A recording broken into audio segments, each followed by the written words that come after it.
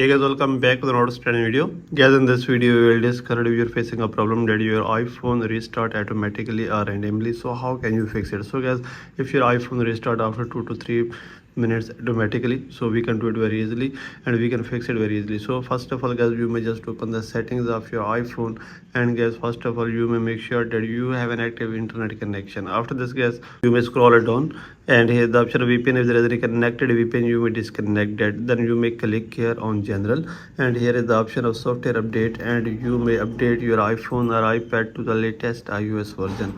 After this guys, here the option of beta updates, so you may click here and you may turn on beta updates if you have a developer beta or public beta update.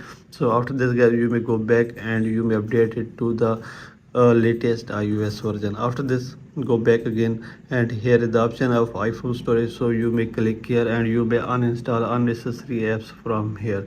After this, you may go back again, and here is the option of date and time, so you may click here and you may turn on set automatically.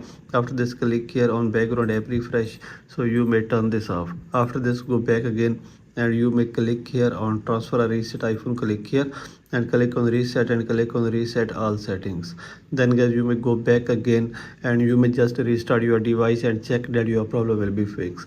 If your problem is still not fixed by all these methods, then guys, you may open general again, and here is the option of transfer or reset iPhone, so you may click here, and here the option of erase all content and settings, so you may click here and you may just erase all content from your iPhone, and you will make sure that you should create backup of your iPhone before erase all content. So after reset your iPhone, then guys, you may go back and you may check your problem will be fixed, and now your iPhone will be work properly.